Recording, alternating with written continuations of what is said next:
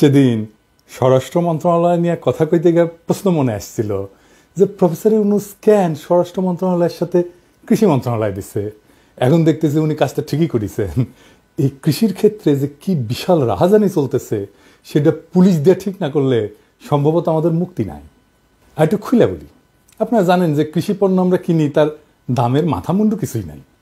মেলা দামে আমরা কৃষি পণ্য কিনি, কিন্তু কৃষক তার পকেটে টাকা যায় না। আমরা পরিবহনের সময় সিন্ডিকেটের কথা জানি, কিন্তু সেটা পুরা চিত্র না। কিন্তু কৃষি সেক্টরে একটা স্তরে না, নানা স্তরে সিন্ডিকেট।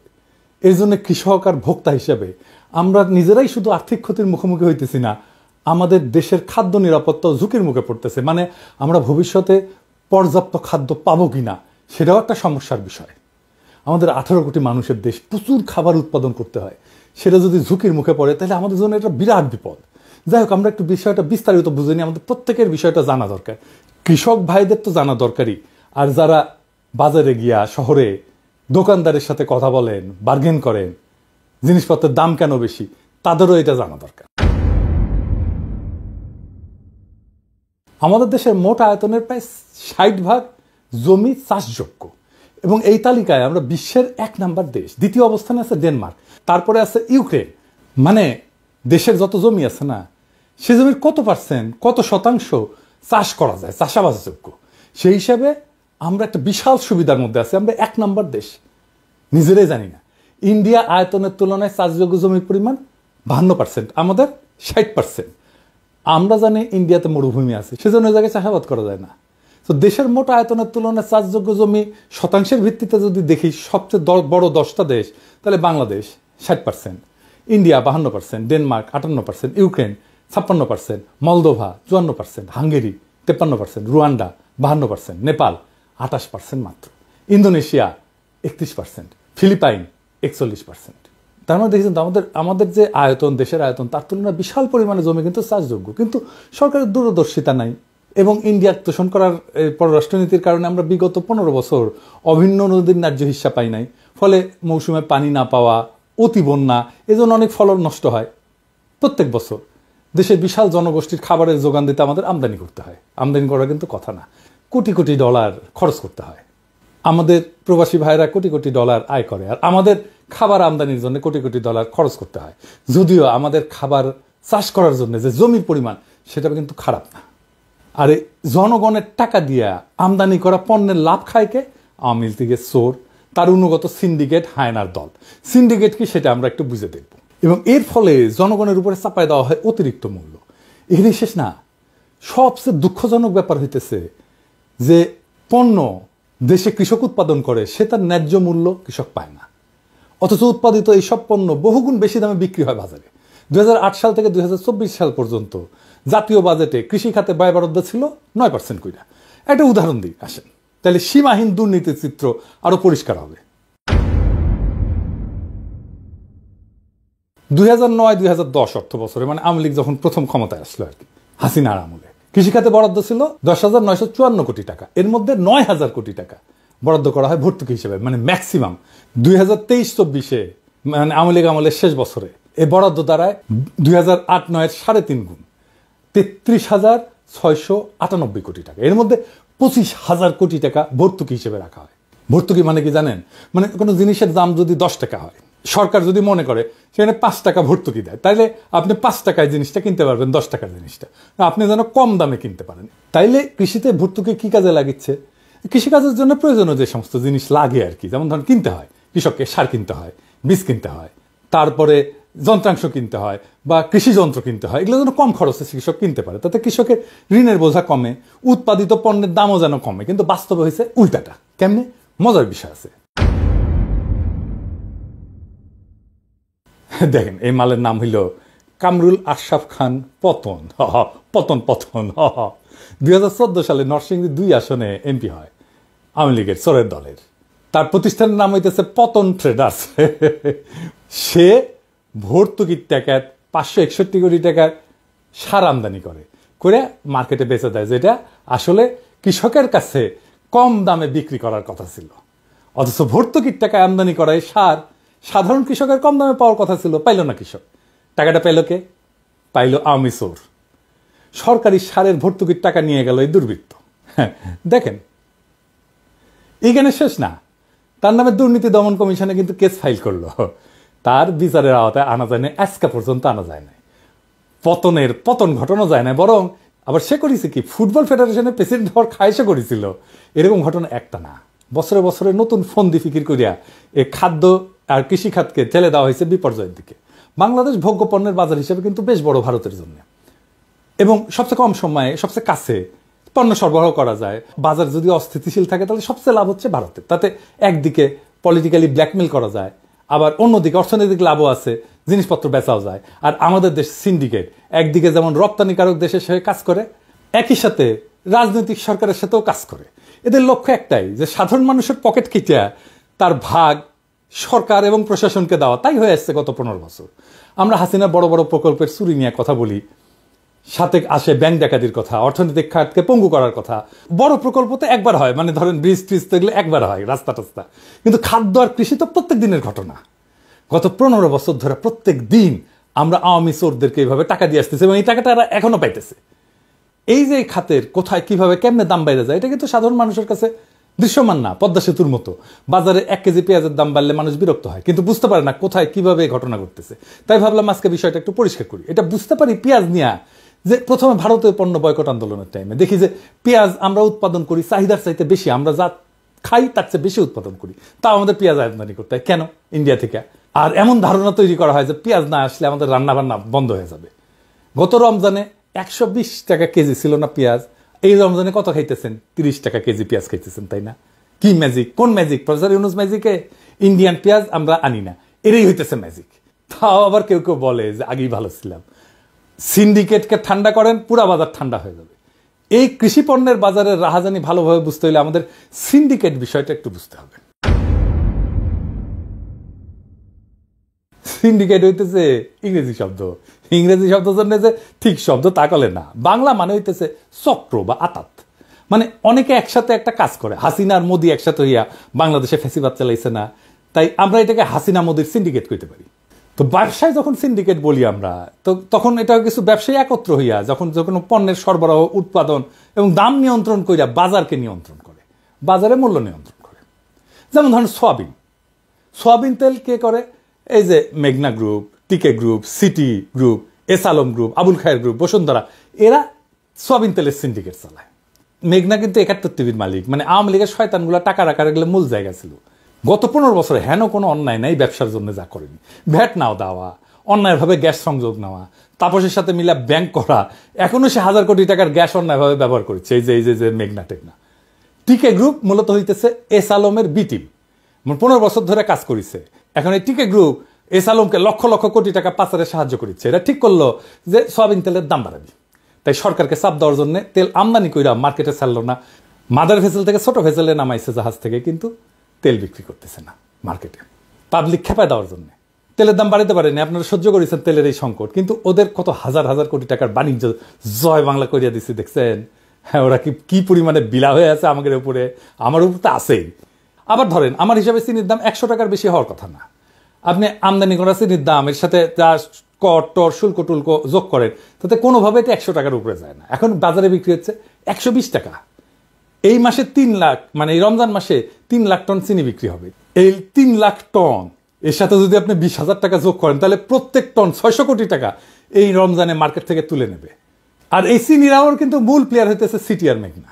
সরকারকে বলতেছি চিনি আমদানিকারকদের দেখে বৈশা 100 টাকা কেজি দাম ঠিক করে দেবেন। সিটি আর মেঘনা সহ চিনির সিন্ডিকেট যদি গাড় পেলি করে না, হামাক করবেন মেঘনা গ্রুপের মালিককে তুলে নিয়ে মেঘনা ঠেকনা ফেলামো একেবারে। যাই হোক, কৃষি পণ্যের উৎপাদন, বিপণন আর বিতরণের ধাপগুলো দেখি, মানে সিন্ডিকেট কোথায় কোথায় কাজ করে। এটা কয় হইতেছে ভ্যালু চেন, ইংরেজিতে শোনারছেন না কলে, মানে আপনি এক একটা ধাপে আপনি ক্যাঙ্কা করে টাকা কামাচ্ছেন। সেটা সহজ জিনিস, কিন্তু ইংরেজিতে করলে না ভালো শোনায় আর কি। তো কৃষি পণ্যের জন্য ভ্যালু চেনটা দেখতে কেমন?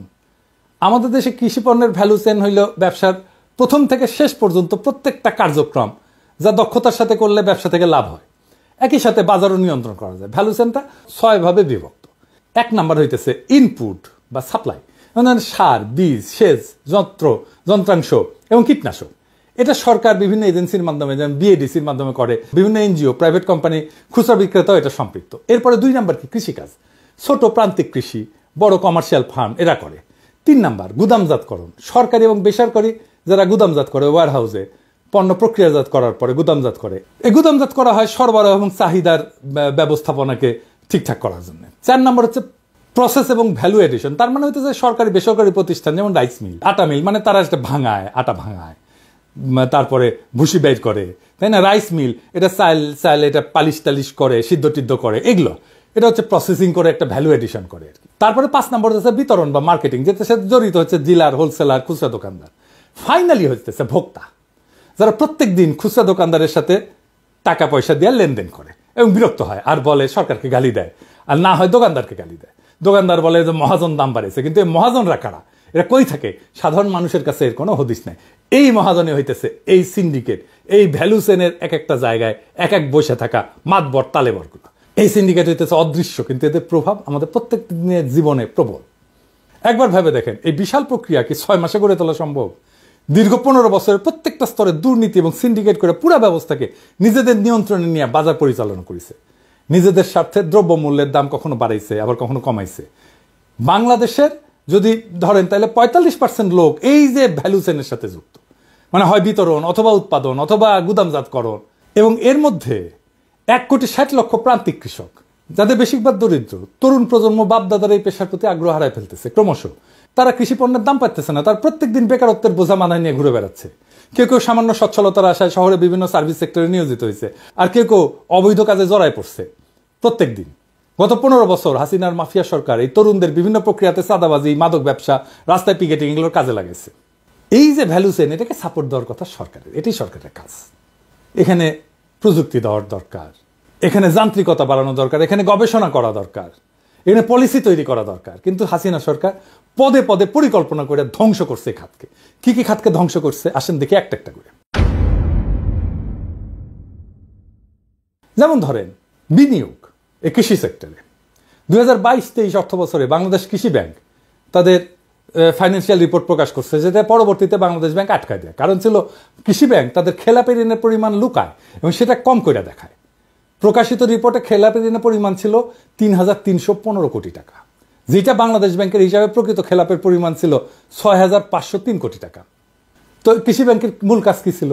গ্রামীণ উন্নয়ন এবং প্রান্তিক কৃষকদেরকে সহজ শর্তে ঋণ দাও। তাইলে এই ঋণ কাদের দেওয়া হয়েছিল? খেলাপি হয়েছে। প্রফেসর ইউনূস স্যারকে কইব যে এদের নাম প্রকাশ করেন, দেশবাসী এটা জানতে চায় এই কৃষি ব্যাংকের টাকা কারা মাইরা খেয়েছে। আর কি কি খাত ধ্বংস করেছে? কৃষির যান্ত্রিকীকরণ। এখানেও চিত্র একই রকম। সরকার পরিকল্পনা করে দেশের প্রান্তিক কৃষকদের আধুনিক কৃষি যন্ত্রপাতি দিয়ে সাহায্য করবে, যেন কৃষকদের ফলন বাড়ে, তাই না, এবং খরচ কমে। এই লক্ষ্যে বরাদ্দ হয় 3,000 কোটি টাকার একটা তহবিল, এবং এই কৃষি যন্ত্রাংশ কেনার জন্য প্রায় 70% ভর্তুকি দেওয়া হয়। 2018-19 সালে একটা আন্তর্জাতিক প্রতিষ্ঠান IFPRI 3,000 কৃষকের উপর একটা জরিপ চালায় এবং চালায় দেখে যে বাহ, ভালোই তো, 90% বেশি জমিতে কৃষিকাজে আধুনিক যন্ত্র ব্যবহার করা হইতেছে। খুব ভালো না, তাই না? কিন্তু আশ্চর্যের ব্যাপার হইতেছে, মহা আশ্চর্যের ব্যাপার হইতেছে, এর 97 ভাগের মালিক কৃষক না।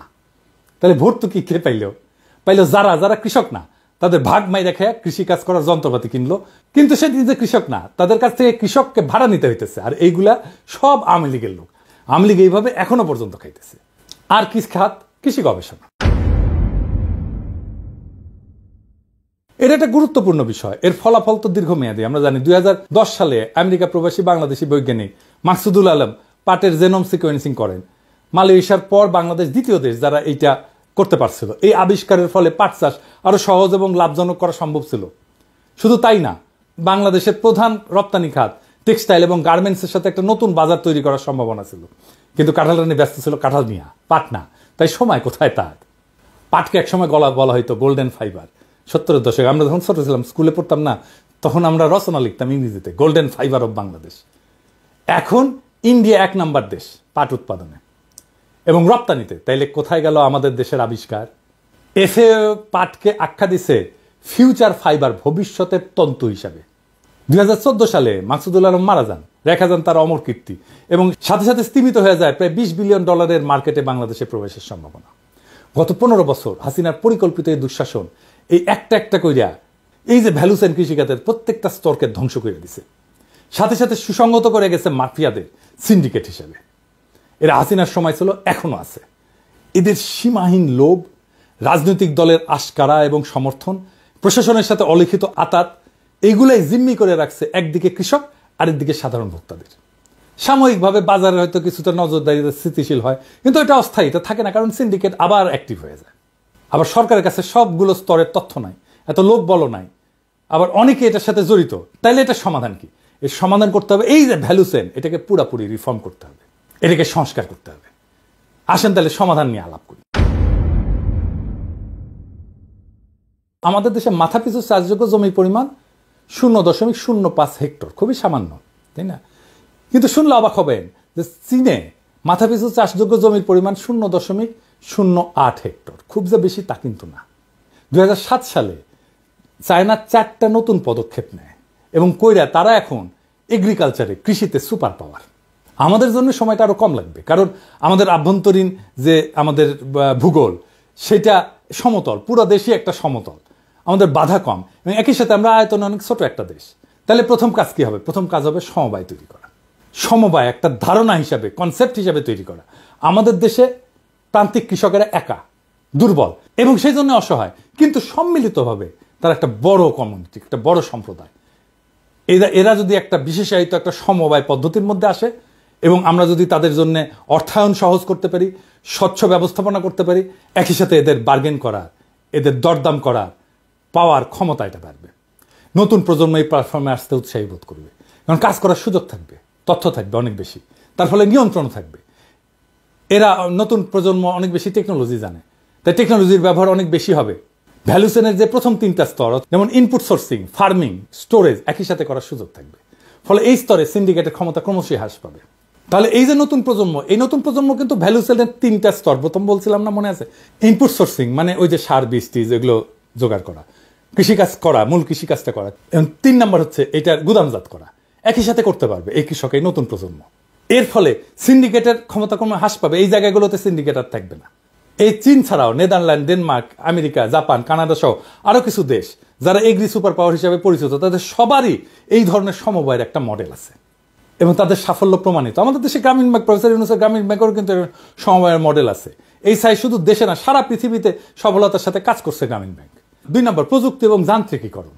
কৃষিতে প্রযুক্তি একটা খুবই গুরুত্বপূর্ণ বিষয়, এটা আমাদের দেশেও প্রমাণিত। এই যে কৃষি প্রযুক্তির যে মালিকানা, এইটা শুধু কৃষকের হাতে তুলে দিতে হবে, তার সাথে নতুন টেকনোলজি ব্যবহার যোগ করতে হবে ক্রমান্বয়ে। আজকের তরুণ প্রজন্ম, নতুন প্রজন্ম অনেক স্মার্ট এবং টেকনোলজি জানে, যেটা পুরনো প্রজন্মের কাছে বিড়ম্বনা, তারা এটা করতে চায় না। পুরনো প্রজন্মের কাছে যেটা বিড়ম্বনা, সেটা নতুন প্রজন্মের কাছে ভরসার জায়গা। এতে পণ্য এবং গুণগত মান বৃদ্ধি পায়, খরচ কমবে, অপচয় কমবে, ফলে ফলন বেশি পাওয়া যাবে। 3 নাম্বার কৃষি পণ্যের যে বাজার ব্যবস্থাপনা, স্বচ্ছতা আনতে হবে, এটা গণতান্ত্রিকরণ করতে হবে এবং সংযুক্ত করতে হবে, বাজারগুলোকে সংযুক্ত করতে হবে, বাজার ক্রেতা বিক্রেতা এটাকে সংযুক্ত করতে হবে। এটা কি? 3টা উপাদান প্রয়োগ করে প্রযুক্তি নির্ভর বাজার সংস্কার করলে এই বাজার ব্যবস্থায় যে বাজার পরিবর্তন ব্যাখ্যা করতেছে। 1 নম্বর স্বচ্ছতা। বাজার ব্যবস্থা কৃষক এবং ভোক্তার মধ্যে একাধিক মধ্যস্বত্বভোগী থাকে, ফলে দামের অস্বচ্ছতা সৃষ্টি করে। কৃষক জানেই না যে তাদের উৎপাদিত পণ্য শেষ পর্যন্ত কি দামে বিক্রি হচ্ছে, এতে তারা বাজারের ন্যায্য মূল্য থেকে বঞ্চিত হয়। আর আমরা তো দেখছি বর্তমান বাজার ব্যবস্থা কিছু ব্যবসায়ী গোষ্ঠী, সিন্ডিকেট দামের উপরে একচেটিয়া নিয়ন্ত্রণ প্রতিষ্ঠা করে। প্রযুক্তির ব্যবহারের মাধ্যমে কৃষক যদি সরাসরি বাজারে প্রবেশের সুযোগ পায়, তাহলে এই সমস্যার সমাধান হতে পারে। যেমন কি, ধরো সরাসরি কৃষক ভোক্তার কাছে বিক্রি করতে পারবে। ফার্মার টু কনজিউমার মডেল ব্যবহার করলে কৃষক সরাসরি তার উৎপাদিত পণ্য অনলাইনে বিক্রি করে দিতে পারবে। ভারত এবং চীনে কিন্তু এই মডেল দারুণভাবে সফল হয়েছে। আরও করা যায়, যেমন ধরেন স্মার্ট কন্ট্রাক্ট, এটার মাধ্যমে দর কষাকষি করা যায়। একটা অনলাইন বিডিং মার্কেট চালু করা যায়, যেখানে কৃষকরা তাদের পণ্য নির্দিষ্ট বিক্রি করে দিতে হবে, বিড করতে পারবে, বলবে যে এটা আমার পণ্য, দাম এত, আমাকে এত টাকা দিতে হবে এত মনের জন্য। সেইখান থেকে ভোক্তা বা পাইকারেরা সেরা দামে কিনে নিতে পারবে।